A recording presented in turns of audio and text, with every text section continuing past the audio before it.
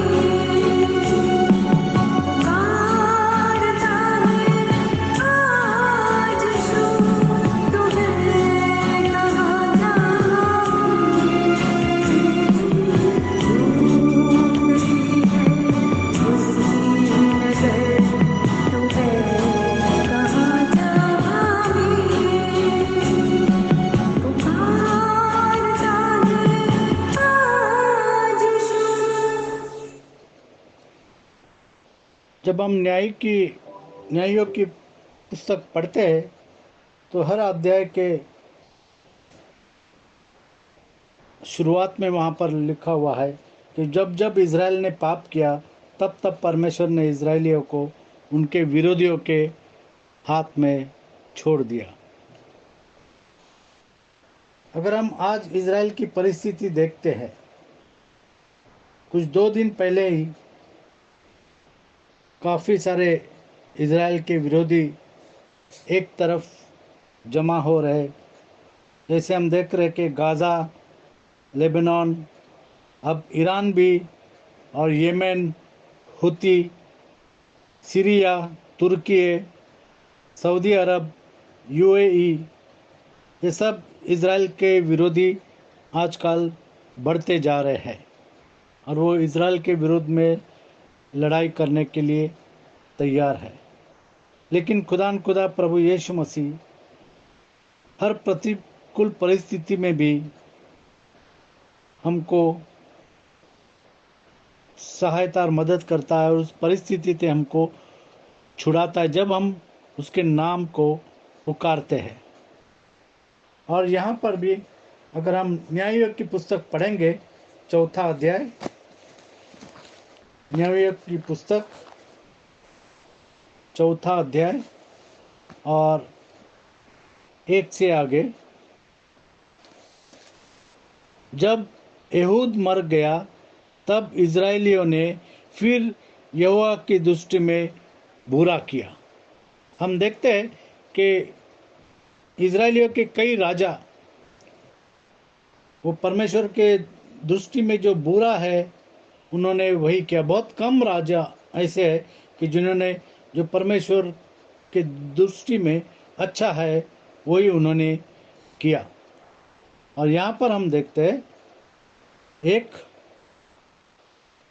जब एहूद मर गया तब इज़राइलियों ने फिर यहोवा की दृष्टि में बुरा किया, इसलिए यहोवा ने उनको हासोर में विराजने वाले कनान के राजा याबीन के अधीन कर दिया। कनान के राजा याबीन के हाथ में परमेश्वर ने इज़राइल को कर दिया उस वक्त। और हम जानते हैं कि जब हम न्याय की पुस्तक पढ़ते हैं तो उस वक्त इज़राइलियों में राजा नहीं हुआ करते थे, न्याय ही हुआ करते थे और वो इज़राइल का न्याय करते थे।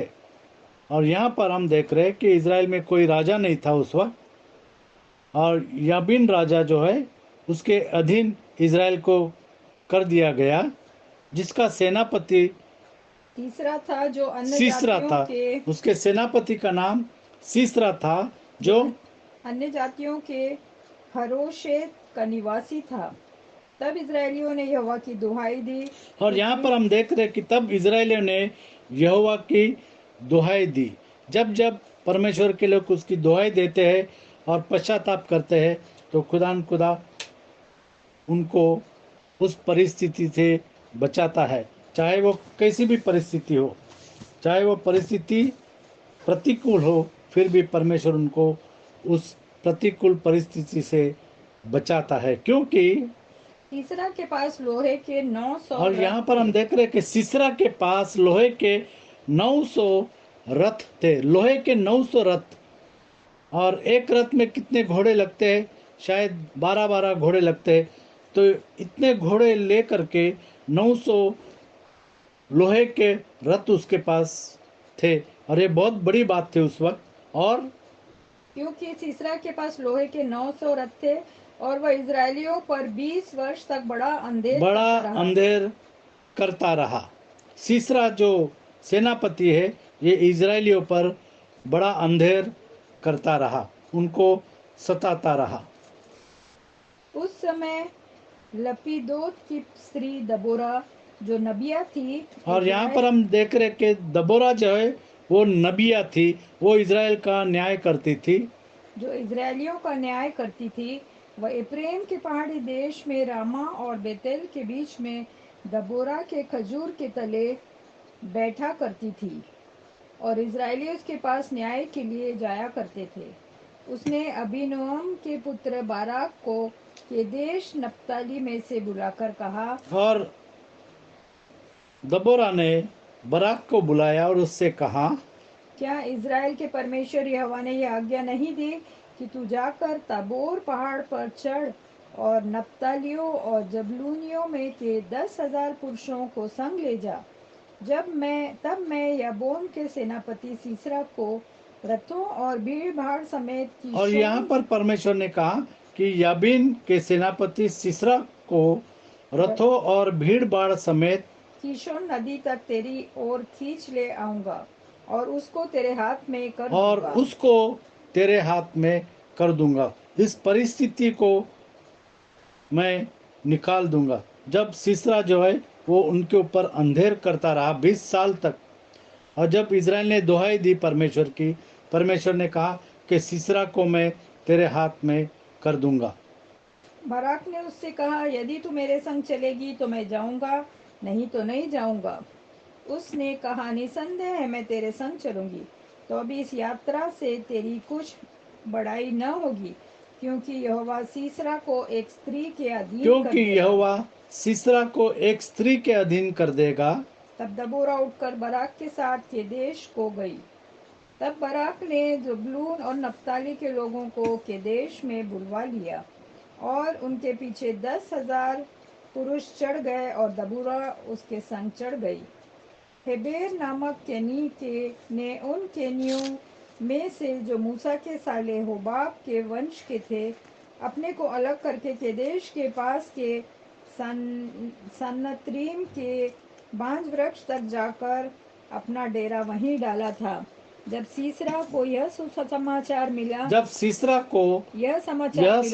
मिला कि अबीनोअम का पुत्र बराक तबोर पहाड़ पर चढ़ गया है, तब सीसरा ने अपने सब रथ, जो लोहे के 900 रथ थे, और अपने संग की सारी सेना को अन्य जातियों के हरोशेत से कीशोन नदी पर बुलवाया। और यहाँ पर हम देखते हैं कि सीसरा ने अपने सब रथ, मतलब 900 रथ जो उसके लोहे के थे, वो सारे के सारे लेकर के अपने संग की सारी सेना को अन्य जातियों के हरोशेत से किशोन नदी पर बुलवाया।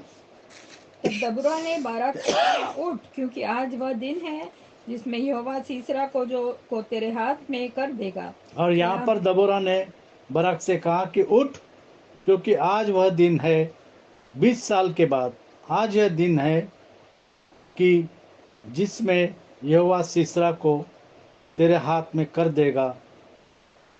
क्या यहोवा तेरे आगे नहीं निकला है? क्या यहोवा तेरे आगे नहीं निकला है? जिस तरीके से परमेश्वर ने मूसा से कहा कि मैं तेरे आगे आगे चलूंगा। जब मूसा ने कहा कि मेरे साथ कौन है, तो परमेश्वर ने मूसा से कहा कि मैं तेरे आगे आगे चलूंगा। और इसी तरीके से यहोवा बराक के आगे आगे निकला। इस पर बराक और उसके पीछे पीछे 10,000 पुरुष तबोर पहाड़ से उतर पड़े। तब यहोवा ने सारे रथ वस्त्र सारी सेना समेत सीसरा को तलवार से बाराक के सामने घबरा दिया। यहाँ पर हम देख रहे कि परमेश्वर ने सीसरा को, जो इज़राइल के विरोध में था, उसको घबरा दिया। सारे रथों वरन सारी सेना समेत सीसरा को तलवार से बाराक के सामने घबरा दिया, और सीसरा रथ पर से उतर के पांव पांव भाग चला। और सीसरा जब डर गया तो वो रथ से उतर करके भागने लगा, क्योंकि उसने देखा कि उसके सारे रथों का नाश हो रहा है। 900 रथ जो उसके साथ में थे और लोहे के थे।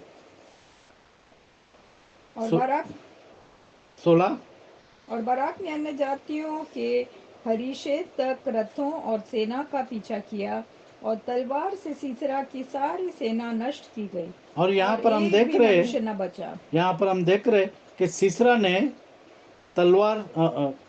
बराक ने अन्य जातियों के हरोशेत तक रथों और सेना का पीछा किया। 900 रथों और सेना का पीछा किया, और तलवार से सीसरा की सारी सेना नष्ट की गई, क्योंकि परमेश्वर बराक के साथ में था। परमेश्वर उसके आगे आगे निकला था, और एक भी मनुष्य न बचा। और जितने भी मनुष्य सीसरा ने अपने साथ लिए थे, उनमें से एक भी न बचा, क्योंकि वो लड़ाई परमेश्वर ने लड़ी। हमारी ज़िंदगी में भी हमारी लड़ाई परमेश्वर कहता है कि ये लड़ाई तेरी नहीं है, ये लड़ाई मेरी है, मैं इस लड़ाई को लड़ूंगा। परमेश्वर कहता है कि तेरे मुकदमे को मैं लड़ूंगा। ज़रूरत है कि हम हमारे मुकदमे को और हमारे लड़ाई को परमेश्वर के हाथ में दे दे। कोई भी विकट परिस्थिति में भी, प्रतिकूल परिस्थिति में भी हमको उस परिस्थिति को परमेश्वर के हाथ में, प्रभु यीशु मसीह के हाथ में देना चाहिए। तब परमेश्वर उस परिस्थिति को बदल देगा। परंतु सीसरा पाँव पाँव हेबेर केनी की स्त्री याएल के डेरे को भाग गया। और यहाँ पर हम देख रहे कि याएल के डेरे को सीसरा भाग गया, क्योंकि हासोर के राजा याबीन और हेबेर केनी में मेल था। तब याएल सीसरा से भेंट के लिए निकलकर उससे और कहने यहाँ पर लगी, हम देख रहे कि जो स्त्री याएल थी वो सीसरा के भेंट के लिए निकलकर उससे कहने लगी, हे मेरे प्रभु, आ मेरे पास आ और ना डर। तब वह उसके पास डेरे में गया और उसने उसके ऊपर कंबल डाल दिया। और याएल ने सीसरा के ऊपर कंबल डाल दिया ताकि कोई उसको देखे नहीं, वो किसी को दिखे नहीं, किसी को मालूम न पड़े कि सीसरा यहाँ पर दौड़कर अपनी जान बचाकर आया है। तब सीसरा ने उससे कहा, मुझे प्यास लगी है, मुझे थोड़ा पानी पिला। सीसरा ने कहा, मुझे प्यास लगी, मुझे पानी पिला। जैसे प्रभु यीशु मसीह कहता है कि आओ प्यासे लोगों, मेरे पास आओ, मैं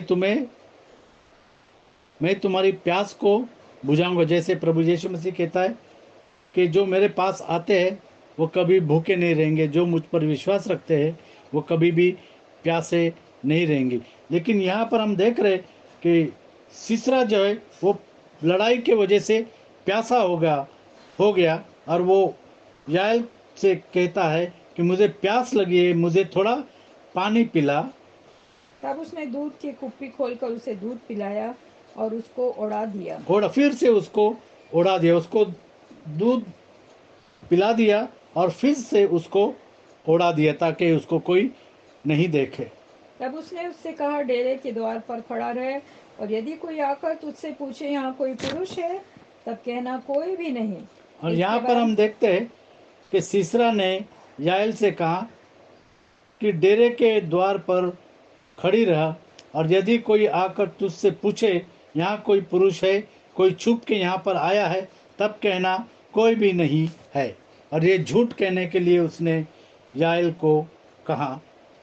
इसके बाद हेबेर की स्त्री याएल ने डेरे की एक खूंटी ली और अपने हाथ में एक हथौड़ा भी लिया, और दबे पांव उसके पास जाकर खूंटी को उसकी कनपटी में ऐसा ठोक दिया कि खूंटी पार होकर भूमि में धंस गई।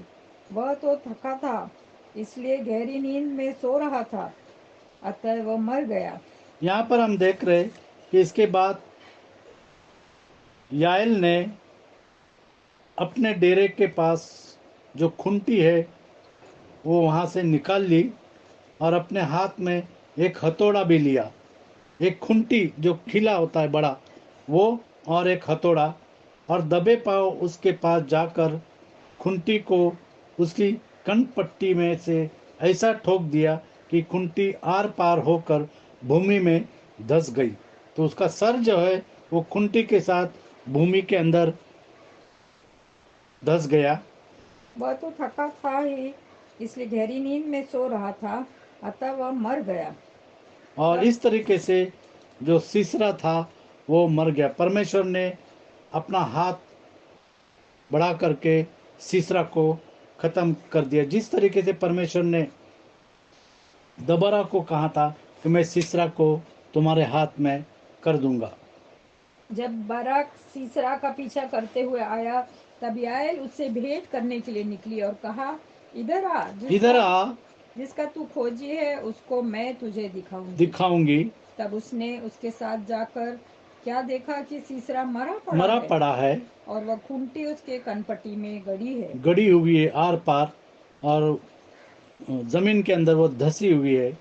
इस प्रकार परमेश्वर ने उस दिन कनान के राजा याबीन को इजराइलियों के सामने नीचा दिखाया, और इजरायली कनान के राजा याबीन पर प्रबल होते गए। और इज़राइल कनान के राजा याबीन पर प्रबल होते गए, यहाँ तक कि उन्होंने कनान के राजा याबीन को नष्ट कर डाला। नष्ट कर दिया। क्योंकि खुदा प्रभु यीशु मसीह कहता है कि इज़राइल जो है ये मेरी भेड़ है। हमको इज़राइल के लिए प्रार्थना करना है। जब हम इज़राइल के लिए प्रार्थना करते हैं तो हम आशीषित होते हैं, क्योंकि खुदा ने कहा कि जो तुझे आशीष देगा उनको मैं आशीष दूंगा, और जो तुझे श्राप देंगे उनको मैं श्राप दूंगा। आज के तारीख में हम देख रहे हैं कि इज़राइल के विरोधी जो है वो बढ़ रहे हैं और इज़राइल के ऊपर चढ़ाई कर रहे हैं, लेकिन अकेला इज़राइल जो है वो सब देशों को उत्तर दे रहा है, क्योंकि परमेश्वर उनके साथ पहले ही से है। और आज तक इज़राइल राज्य बना हुआ है। कई राज्य आए और कई राज्य नष्ट हुए, लेकिन इज़राइल ये राज्य अब तक बना हुआ है और परमेश्वर उनकी सहायता और उनकी मदद करता है। अगर हम पढ़ेंगे भजन संहिता 83 में, भजन संहिता 83 1 से 10। हे यहोवा मौन न रहे, हे यहोवा चुप न रहे और न शांत रहे। जैसे हमने पढ़ा कि इज़राइल ने परमेश्वर की दुहाई दी और परमेश्वर ने उनकी प्रार्थना को सुना। जब जब इज़राइल ने पाप किया, परमेश्वर ने इज़राइल को उनके विरोधियों के हाथ में छोड़ दिया। और यहाँ पर जब वो कहते हैं हे परमेश्वर मौन न रह, हे यहोवा चुप न रहे और न शांत रहे, क्योंकि देख तेरे शत्रु हंगामा मचा रहे हैं और तेरे बैरियों ने सिर उठाया है। हम आज देख रहे हैं कि इज़राइल के जो विरोधी है, जो हमास, लबनान, ईरान, येमेन, हुती, सीरिया, तुर्की, सऊदी अरब और यूएई, ये सारे इज़राइल के विरोधी जो है वो अपना सर उठा रहे हैं। वे चतुराई से तेरी प्रजा की हानि की सम्मति करते हैं और तेरे रक्षित लोगों के विरुद्ध युक्तियां निकालते हैं। उन्होंने कहा आओ हम उनका ऐसा नाश करें कि राज्य भी मिट जाए और इज़राइल का नाम इज़राइल के विरुद्ध वो लड़ाई कर रहे हैं। वो कहते हैं कि हम इज़राइल को मिटा देंगे, जिस तरीके से वचन में लिखा है, और इज़राइल का नाम आगे को स्मरण न रहे। तेरे रक्षित लोगों के विरुद्ध युक्तियां निकालते हैं। इज़राइल की रक्षा खुदा करता है। उन्होंने कहा आओ हम उनका ऐसा नाश करें कि राज्य भी मिट जाए और इज़राइल का नाम आगे को स्मरण न रहे। उन्होंने एक मन होकर युक्ति निकाली है और वे तेरे ही विरुद्ध वाचा बांधी है। उन्होंने तेरे ही विरुद्ध वाचा बांधी है। ये तो एदोम के तंबू वाले और इजरायली, मोआबी और हुगरी और उस वक्त के जो इज़राइल के विरोधी थे, उनका नाम यहाँ पर लिखा हुआ। ये तो एदोम के तंबू वाले और इस्माइली, मोआबी और हुगरी, गबाली, अमोनी, अमालेकी और सोर समेत फलिस्ती है। यहाँ पर आज हम देख रहे कि इज़राइल और फलिस्तीनियों में ये लड़ाई अब तक जारी है, लेकिन खुदा इज़राइल की लड़ाई को लड़ता है। इनके संग अशूरी भी मिल गए हैं। जैसे हमने देखा कि ईरान भी मिल गया है और येमेन और हुती भी मिल गया है, और तुर्की जो इस लड़ाई में नहीं था वो भी कह रहे कि हम भी तुम्हारे साथ आ रहे हैं। सऊदी अरब जो लड़ाई में नहीं था वो भी कहता है कि हम भी तुम्हारे साथ आ रहे हैं। नए नए इज़राइल के जो विरोधी है वो एक संग आ रहे हैं। इनके संग अशूरी भी मिल गए हैं। उनसे भी लुतवंशियों को सहारा मिला है। 9 इनसे ऐसा कर जैसे मिद्यानियों से और किशोन नाले में। और यहाँ पर हम देख रहे हैं कि जो परमेश्वर ने सीसरा के साथ किया, याबीन राजा जो कनान देश का राजा था और सीसरा जो उसका सेनापति था, जिसके पास 900 लोहे के रथ थे और उसको किस तरीके से परमेश्वर ने खत्म कर दिया, उसका नाश कर दिया और इज़राइल को बचाया। इनसे ऐसा कर जैसा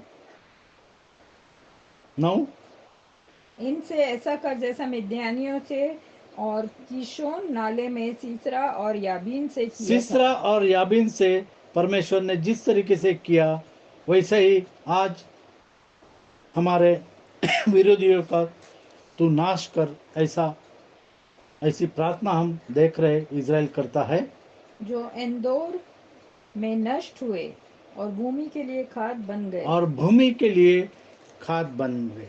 जो परमेश्वर से लड़ाई करना चाहता है वो हमेशा नष्ट हो जाते हैं और भूमि के लिए खाद हो जाते हैं। पक्षी उनके मांस को खा लेता है और कुत्ते जो है वो उनके मांस को खा लेते हैं। परमेश्वर जब लड़ाई लड़ता है तो वो नष्ट कर देता है। परमेश्वर के विरोध में कोई भी लड़ाई करने की साहस नहीं कर सकता, क्योंकि हमारा जीवित परमेश्वर है, उसका वचन जीवित है। जब हम प्रतिकूल परिस्थिति में होते हैं और परमेश्वर से पुकारते हैं तो वो हमको छुड़ाने का, उस परिस्थिति से छुड़ाने का सामर्थ्य रखता है। ज़रूरत है कि हम परमेश्वर को पुकारें।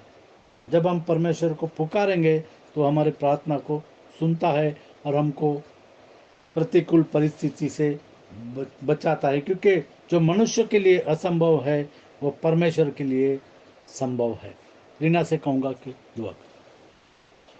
हालेलुया, धन्यवाद धन्यवाद धन्यवाद प्यारे प्रभु जी, फिर से तेरे सन्मुख आते हैं, तेरा धन्यवाद करते हैं कि तू हमारे साथ रहता है। प्यारे प्रभु जी, जैसे तूने सीसरा को याइल के हाथ से ख़त्म कर दिया, वैसे ही तू हमारे दुश्मनों को बिल्कुल हमारे पैर तले रौंद देता है प्यारे प्रभु जी, क्योंकि तेरा वायदा है कि ये मलयुद्ध तुम्हारा नहीं परंतु मेरा है और मैं तुम्हारे आगे आगे जाकर तुम्हारे शत्रुओं को नाश करूँगा। हाँ प्यारे प्रभु जी, तेरा वायदा जैसे यशाया 54:17 54 के 17 में कि कोई भी हथियार जो तेरे विरुद्ध बने हैं कोई भी काम नहीं आएगी। हम तेरा धन्यवाद करते हैं, तू हमारा जिंदा महान प्रेमी पिता परमेश्वर है, हमको विजय देने वाला परमेश्वर है, तू हमको जय के उत्सव में लिए चलता है। हाँ, और तेरी सारी प्रतिज्ञा हमारे लिए हाँ और आमीन के साथ है। तूने हमारे विरोधी शैतान का सिर क्रूस पर कुचल दिया, वो हमारा हारा हुआ विरोधी है प्यारे प्रभु जी, और तेरा वायदा है कि तुम शैतान का सामना करो तुम्हारे सामने से भाग जाएगा। हाँ प्यारे प्रभु जी, हम तेरा नाम लेकर जब चलते हैं, तूने कहा है कुछ भी मेरे नाम से तुम मांगोगे तुम्हारे लिए हो जाएगा। तो हमारे शत्रु पर भी तू हमको विजय देता है, हमारी जो भी परिस्थितियाँ हमारे विरोध में है उनको तू हमारे लिए बनाता है प्यारे प्रभु जी, और हमारे लिए सही करता है और हमें जयवंत से भी बढ़कर करता है, क्योंकि तेरा वायदा है कि सारी प्रतिज्ञाएं हाँ और आमीन के साथ है, और हम यीशु मसीह में जयवंत से भी बढ़कर है। तेरा धन्यवाद करते हैं। हाँ प्यारे प्रभु जी, हमारे सारे भाई बहन जो आज इस वचन को सुन रहे हैं, हर एक को तू आशीषित कर और उन्हें देखिए हम तेरे वचन को केवल सुनने वाले नहीं, उस पर चलने वाले बने और अपने जीवन पूरी रीति से तुझको समर्पित करते हुए तेरे पीछे आत्मा और सच्चाई से चलने वाले बने, क्योंकि तू ऐसे ही भक्तों को ढूंढता है जो और आत्मा सच्चाई से तेरी उपासना करे। हाँ प्यारे प्रभु जी, सारी आशीषों के लिए तेरा धन्यवाद करते हैं।